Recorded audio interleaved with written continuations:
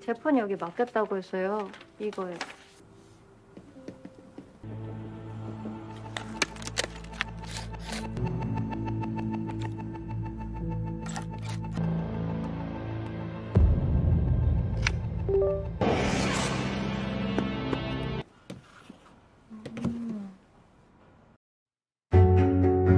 Hai, selamat datang kembali. Terima kasih sudah mampir. Guys, kali ini kita akan membahas sebuah film yang berjudul Unlock, di mana film ini menceritakan tentang seorang wanita yang mengalami teror mengerikan sejak ia kehilangan ponselnya. Jadi seperti apa cerita film kali ini? Tanpa lama-lama lagi, langsung aja kita mulai.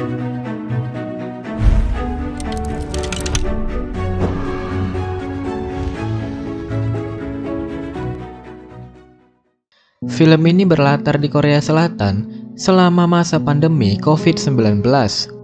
Sejak jumlah pasien COVID menurun, masyarakat diperbolehkan untuk tidak memakai masker. Namun pada akhirnya, masih banyak masyarakat yang memakai masker karena sudah menjadi gaya hidup.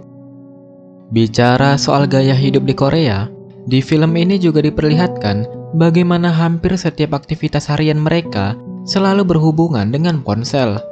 Baik itu makan, bekerja, shopping, sampai mau tidur pun, semuanya tidak pernah terpisahkan dari yang namanya ponsel.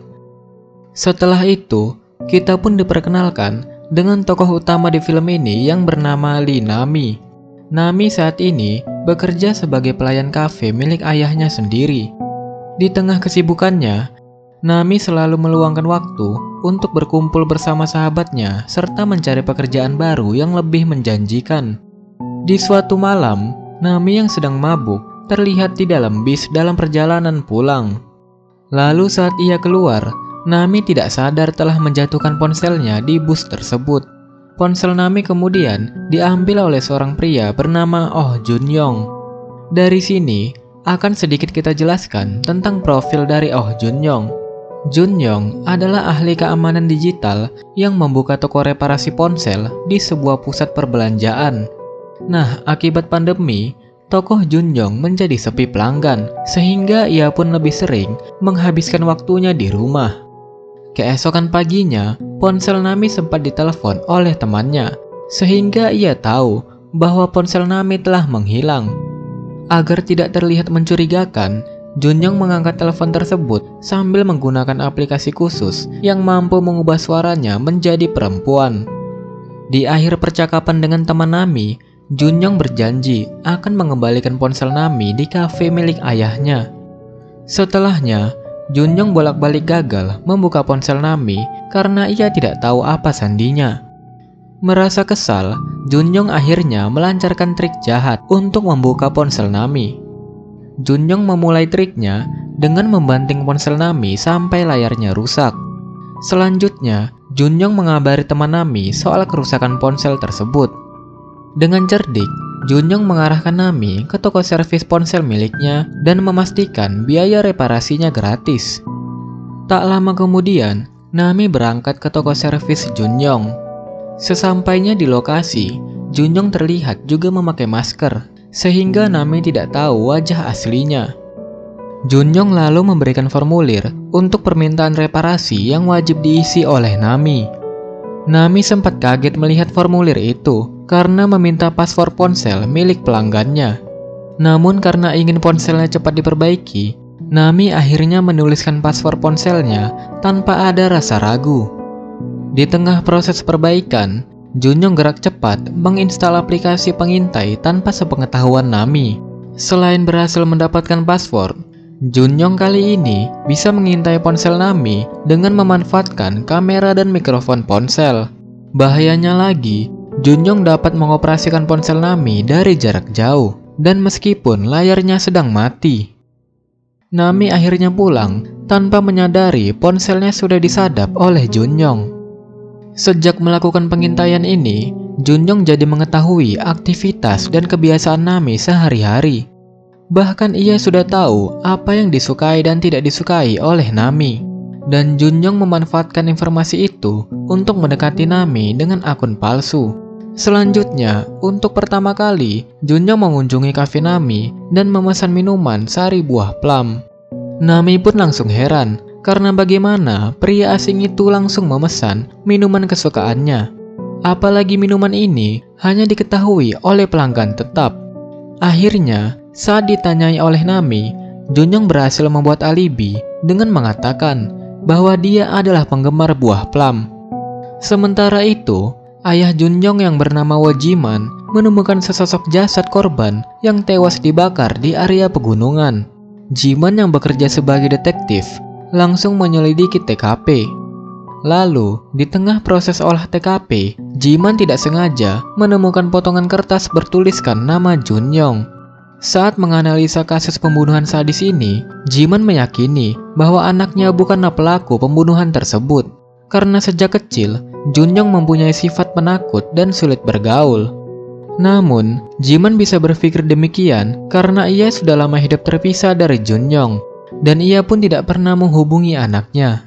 Jiman akhirnya mulai penasaran dan pergi menemui ibu Junyoung yang merupakan mantan istrinya. Jiman yang selama ini mengira Junyoung tinggal bersama ibunya, kaget melihat kenyataan berkata sebaliknya. Apalagi, ibu Junyoung juga tidak tahu anaknya sekarang tinggal di mana. Mendengar pengakuan mantan istrinya itu, Jiman langsung bercerita soal penemuan jasad korban pembunuhan di area pegunungan yang ternyata dulu pernah menjadi tempat rahasia Junyoung untuk menanam pohon buah plum. Dan kini, Jiman pun mulai mencurigai anaknya sebagai pelaku pembunuhan tersebut. Beberapa waktu kemudian, Nami mendapatkan pekerjaan baru sebagai sales di sebuah perusahaan rintisan. Berkat kinerja Nami yang sangat bagus, bosnya pun menaikkan gaji Nami lebih cepat dari karyawan yang lain. Di sisi lain, ayah Junyoung terus menyelidiki alamat anaknya yang masih menjadi teka-teki.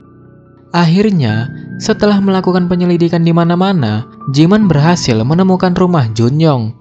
Jiman pun menyusup ke rumah Junyoung dan menemukan beberapa petunjuk yang mengarah ke kasus pembunuhan di area pegunungan. Mengetahui rumahnya sedang digeledah, Junyoung langsung mengirimkan pesan ke ponsel ayahnya dan mengajaknya bertemu di luar rumah. Namun ternyata, Junyoung malah mengajak kejar-kejaran sampai membuat ayahnya lelah dan berhenti mengejar.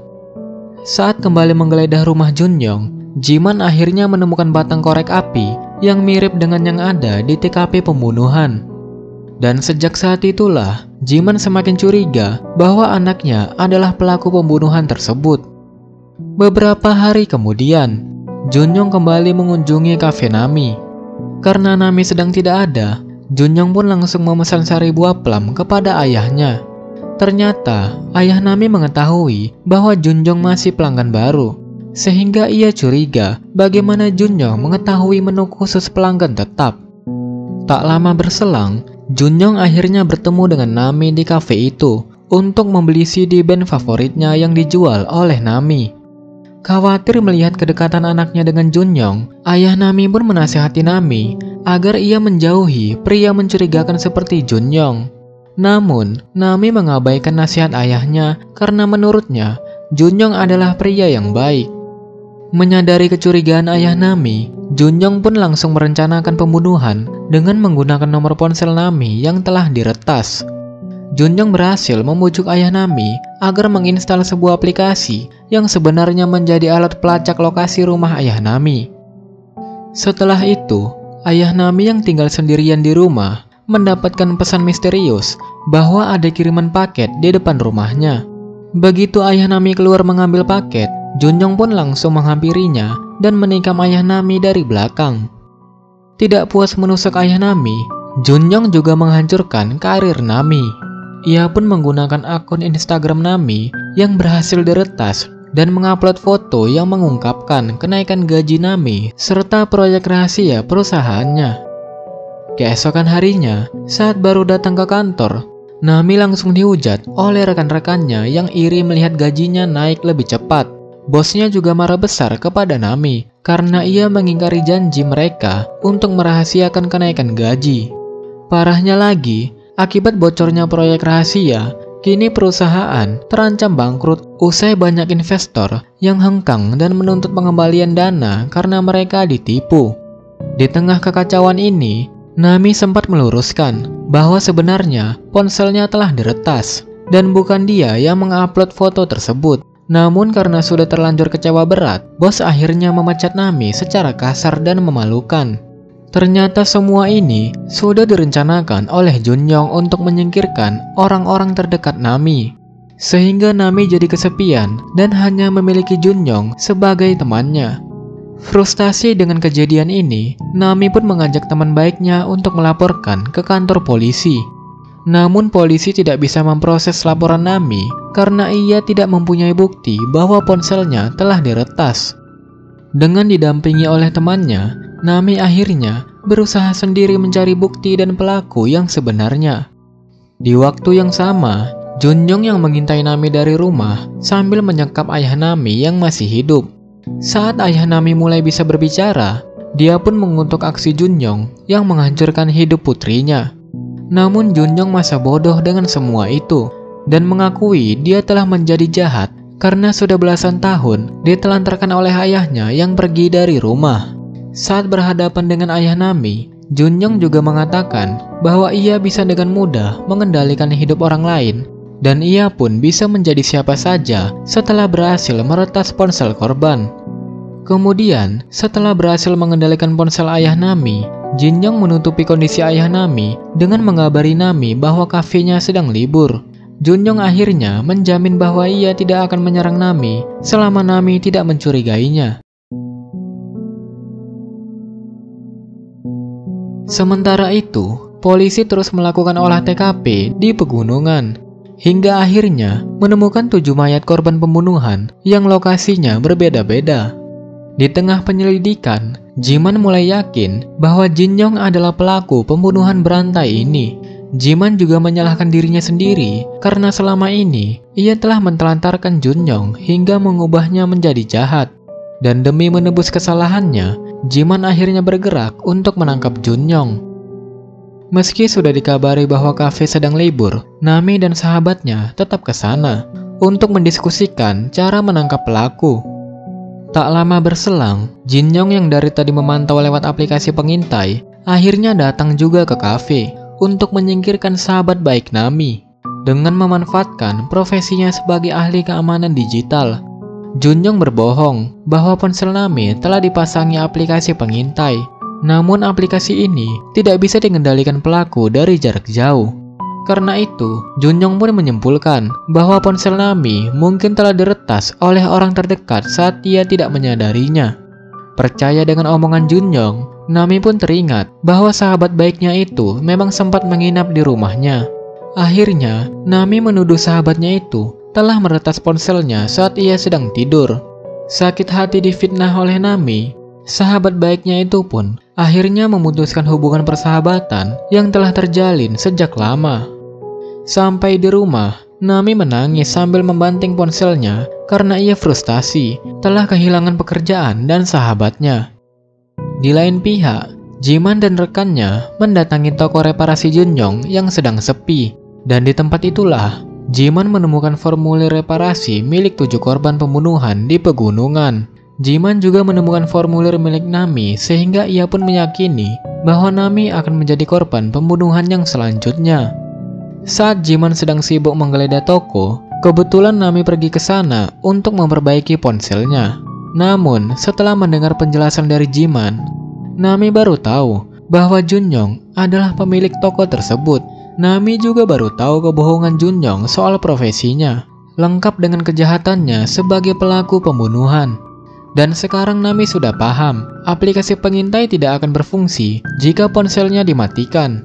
Kalaupun ponselnya sedang hidup, Nami akan berpura-pura tidak tahu bahwa Junyong telah menipunya. Nami dan Jiman akhirnya menyusun rencana untuk menangkap Junyong dengan cara memancingnya datang ke rumah Nami agar bisa ditangkap oleh Jiman. Namun saat akan ditangkap, Junyong menegaskan bahwa dia bukanlah sosok Junyong yang diburu oleh Jiman. Di sisi lain, Jiman juga rupanya tidak yakin dengan wajah anaknya saat ini karena mereka sudah belasan tahun tidak bertemu. Akhirnya, Jiman pun terpaksa melepaskan Junyong untuk mencari solusi lain. Begitu Junjong bebas berkeliaran, Jiman sebenarnya ingin menjaga Nami sampai situasinya sudah terkendali. Namun karena harus segera kembali ke kantor polisi, Jiman pun akhirnya harus mengantarkan Nami ke rumah kerabatnya yang dianggap aman. Sebelum mereka berpisah, Nami berjanji akan terus mengabari Jiman sebagai antisipasi serangan Junjong. Setelah Nami masuk ke rumah kerabatnya dan terungkap bahwa rumah ini ternyata merupakan rumah ayah Nami. Namun di malam itu, Nami belum mengetahui bahwa ayahnya sedang disekap oleh Junjong, dan ia pun beranggapan bahwa ayahnya sudah tertidur lelap. Nami lalu mengganti ponselnya dengan ponsel lama, agar ia tidak bisa disadap lagi oleh Junjong.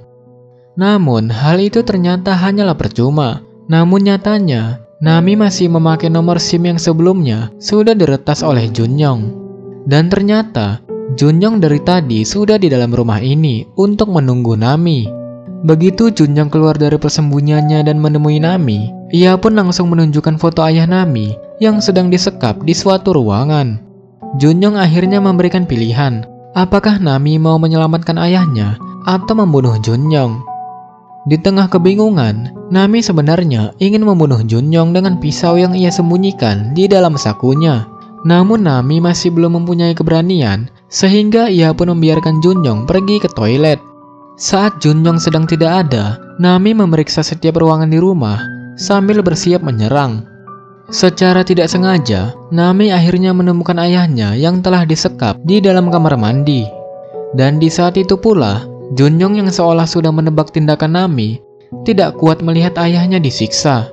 Nami pun akhirnya menuruti perintah Junjong dan mengikat kakinya sendiri. Junjong lalu menutupi mulut Nami dan mengambil pisau di dalam sakunya, sehingga Nami kehilangan kesempatan untuk membunuhnya. Setelah menceburkan Nami ke dalam bak mandi bersama ayahnya, Junjong pun keluar untuk merayakan keberhasilan rencananya. Namun tidak disangka, Junjong menemukan catatan rencana Nami yang menyatakan bahwa ia akan mengirimkan pesan ke Jiman, berarti dia sedang diserang oleh Junjong. Seketika itu, Junjong langsung siaga dan bersiap menyerang Jiman dan rekannya. Namun pada akhirnya, Jiman berhasil mengamankan Junjong dan menghajarnya sampai babak belur. Di sisi lain, rekan Jiman bergerak cepat untuk menyelamatkan Nami dan ayahnya yang hampir saja tewas. Saat Junjong sedang diborgol, Jiman menemukan fakta bahwa Junjong yang ia tangkap bukanlah Junjong yang asli. Alasannya adalah Junjong yang asli merupakan anak kandung Jiman, ternyata sudah lama tewas dibunuh oleh Junjong yang palsu. Sejak saat itulah, pembunuhan berantai ini mengambil alih identitas Junjong yang asli. Junjong akhirnya hanya mengakui kesalahannya dan bersedia masuk ke dalam penjara untuk mempertanggungjawabkan perbuatannya. Namun Nami yang sudah sadar keluar dari kamar mandi dan akhirnya menembak Junjong dengan pistol. Setelah itu, tersiarlah kabar bahwa Nami dan ayahnya berhasil selamat dan kini menjalani kehidupan mereka seperti biasa. Berita lainnya juga melaporkan bahwa polisi akan memeriksa identitas Junjong yang palsu saat ia telah pulih dari luka tembaknya.